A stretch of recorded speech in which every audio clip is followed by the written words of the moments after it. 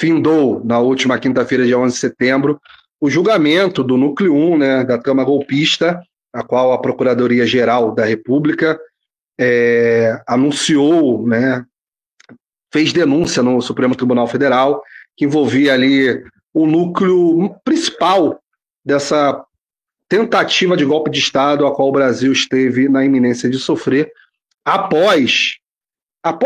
ainda no pleito das eleições de 2022, que elegeu o presidente Luiz Inácio Lula da Silva, né? A primeira turma do Supremo Tribunal Federal condenou os 8 réus que integram o Núcleo 1 da tentativa de golpe de Estado à apresentação dos votos da ação penal 2.668.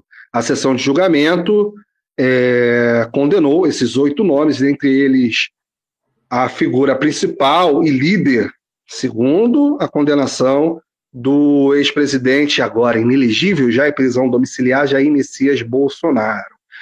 Esse núcleo crucial, segundo a PGR, o deputado federal Alexandre Ramagem foi sentenciado, ex-diretor da ABIN, o almirante Almir Garnier, ex-comandante da Marinha, o general Augusto Heleno, ex-chefe do GSI, né, o Gabinete de Segurança Institucional, o tenente-coronel Mauro Cid e também, né, à época, ex-assessor, ajudante de ordens do presidente Jair Bolsonaro.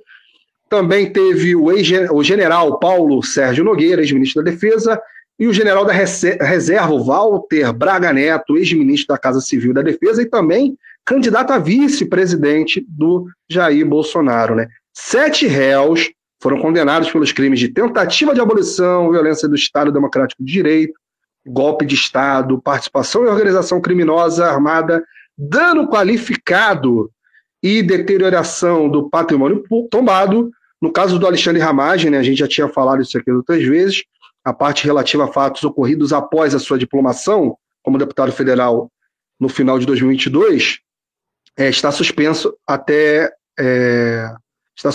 o término do mandato. Ele tem a prerrogativa do foro. Embora também o próprio Chano determinou a perda de mandato dele, e isso vai ser votado pela Câmara. Vamos ver, né? Depois de transitado e julgado, né? Vamos ver, né? O placar final definiu a condenação do Núcleo 1 de 4-1, né? E esse voto contrário foi o voto que deu o que falar por longas foram 14 horas, né, Mauro? Aproximadamente 14 horas. 13 horas 11 do horas, voto. 11 horas, pouco mais de 11 horas. Eu acho que 13 é do início até o total, contando com as interrupções, né, e a paralisação.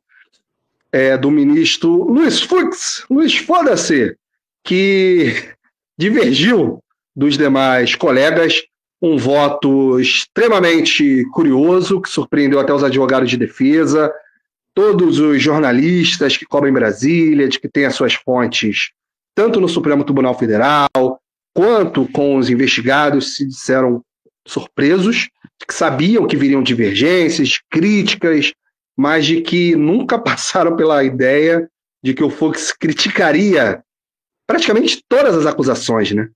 Praticamente, do início ao fim, ele não aceitava os fatos. Ele era o típico analista do VAR. Vamos recorrer ao futebol, nosso esporte preferido. Aquele juiz que fica lá no VAR brigando com as imagens. Está passando para o espectador, o juiz está analisando ali na frente, só que o cara do VAR quer demover da ideia, ou quer apresentar outra ideia que o juiz não viu dentro de campo. É assim, extremamente perigoso o voto dele, mas como bem disse também alguns outros jornalistas...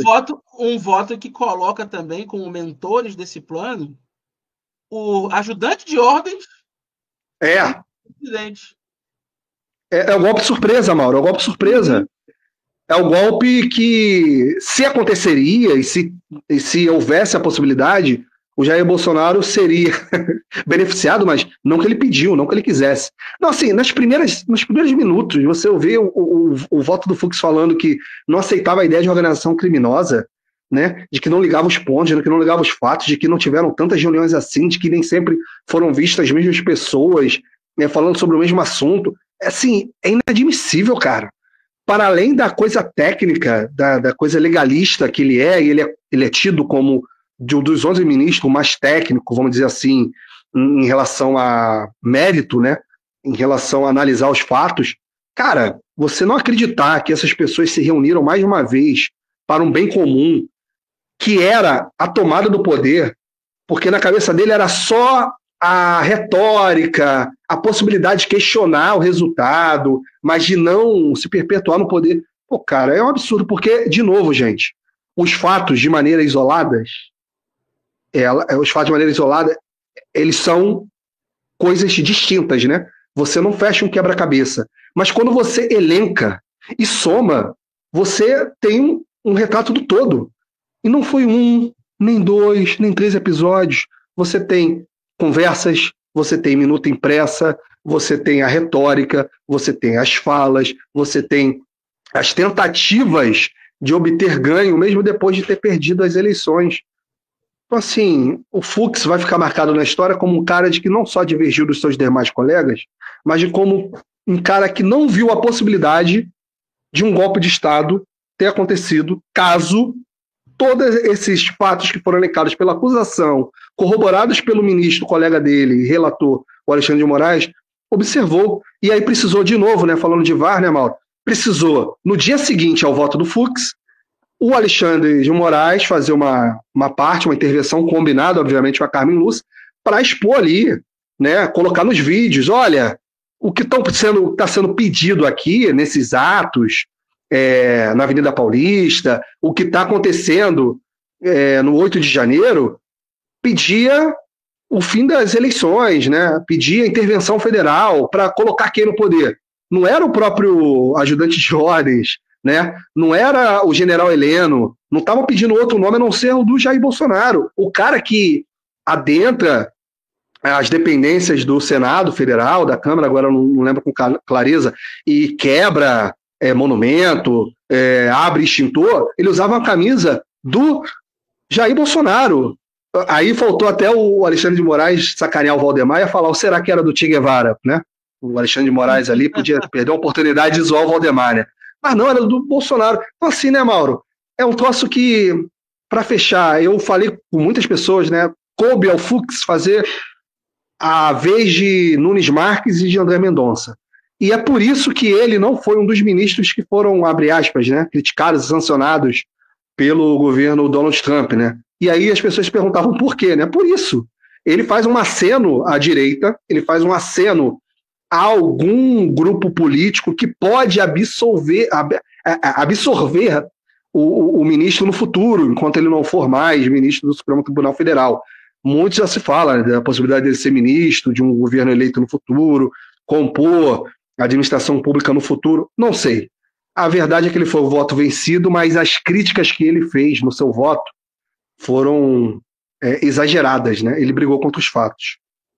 E por mais que o voto do Luiz Fux tenha sido um voto revoltante, o fato é que isso reforçou a ideia que nós, né, progressistas aqui temos de que foi um julgamento imparcial.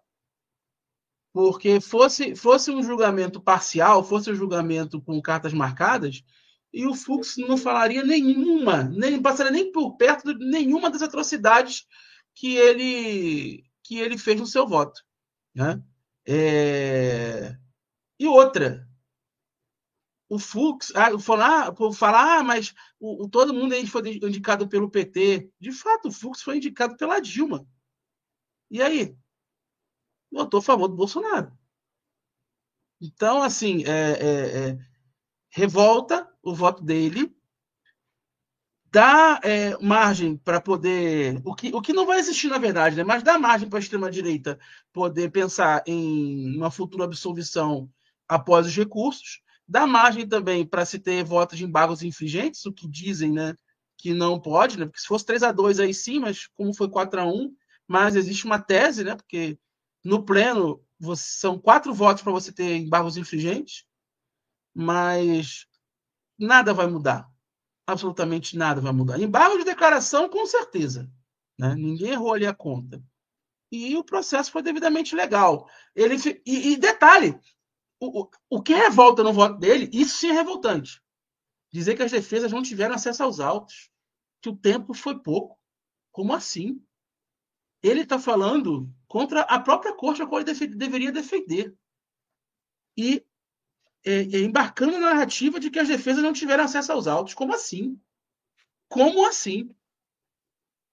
Ele fala de excesso de material, né? Exatamente. Embora, tirando essa parte, porque essa é uma parte que todos os advogados de defesa falaram, né, que não tiveram acesso aos autos, tiveram pouco tempo, era muita coisa para analisar, há quem diga que o voto do Fux foi a melhor defesa que esses réus tiveram. Verdade. Muito longe, né, de todos os advogados. E olha que a gente tem ali advogados reconhecidos, Celso Vilardi, né, o próprio Demóstenes Torres, embora ele foi um dos julgados, né, no esquema lá da Lava Jato, né? Enfim, é isso. Bom, eu acho Bem que triste. a gente vai terminar por aqui, felizes do que aconteceu, esperando as cenas dos próximos capítulos. Não, Bolsonaro não vai ser preso agora, porque espera-se recursos. Há quem diga que ele vai recorrer aos tribunais internacionais, ele vai recorrer à Haia, por exemplo. A Haia está esperando condená-lo pelo genocídio, né? Enfim, esperamos os recursos. Por isso que eu falei no início do programa, Denis, de dezembro, porque não vão ser por agora esses recursos, tá? O STF tem um prazo de 60 dias para liberar o acórdão, e aí sim, a partir do acórdão, os recursos vêm, né? O Xandão, espero que libere esse acórdão o mais rápido possível, e aí virão julgamentos de recursos e vamos ver quanto tempo vão levar esses julgamentos. E não nos esquecendo também de que há outros julgamentos de outros núcleos, né? O núcleo estratégico, o núcleo executório e o núcleo de milícias digitais para serem julgados. Só não quero perder a oportunidade de falar que esses 27 anos que o Jair Messias Bolsonaro deve cumprir, né? Espero que ele tenha vida para chegar até o último ano de detenção, mesmo que ele sofra progressão de penas, que ele tenha boa conduta, e mesmo que ele vá para casa por conta dos problemas de saúde que ele possui, são bem-vindos, é para ser comemorado sim, mas eu queria que ele tivesse sido julgado pelos crimes da pandemia também, né? É uma pena que perdemos essa oportunidade. À época, o Procurador-Geral da República que lá estava, o seu Augusto Aras, cagou para desculpa, tá? A palavra aqui, quase 1h da tarde, né? Mas ele defecou para esses problemas. Um cara que negligenciou vacina, desincentivou o uso de medidas de proteção, tal como máscaras, falou contra cientistas, contra núcleos que defendiam o isolamento, se orgulhava de ter ido na contramão do que falavam os líderes mundiais, muito a reboque, chupando as bolas também do Donald Trump, que era outro negacionista e antivacina. Não vou me esquecer, como profissional de saúde que sou, do que aconteceu. Foram mais de 700 mil vítimas, para além das subnotificações, e não se pode calcular de maneira efetiva, né, estudos, levantamentos, quantas vítimas poderiam ter sido salvas se o Brasil tivesse levado a sério o que a OMS recomendava e de que a vacina protegia, de que a saúde deveria ficar em primeiro lugar e não a economia, como ele tanto criticava. Então, há estimativas entre 300 e 400 mil, ou seja, um pouco mais de metade do número geral de mortes, mas seja que for, muitas pessoas morreram por conta das falas desse senhor, do que diziam os seus ministros e as séculas também. Então, assim, eu queria que essa pena tivesse vindo por conta da pandemia. Não veio, mas a gente também comemora do mesmo jeito. É para comemorar sim e sempre. Pero ainda há tempo, porque a denúncia está lá, o relatório da CPI da pandemia está na PGR, e o Paulo Gonet, ele pode sim tirar a denúncia desengavetar. Eu queria falar outra coisa, mas enfim, desengavetar. Ainda há tempo.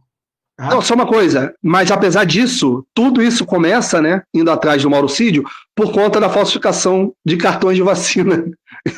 Tudo começou, o fio dessa meada começa assim, tá, Mauro? Por causa da falsificação dos cartões de vacina para ele poder viajar para os Estados Unidos, ou seja, não tomou a vacina e ele pediu para falsificar, e daí que foram atrás do Mauro Cid. E aí se descobre o esquema das joias e principalmente o esquema do golpe de Estado, né?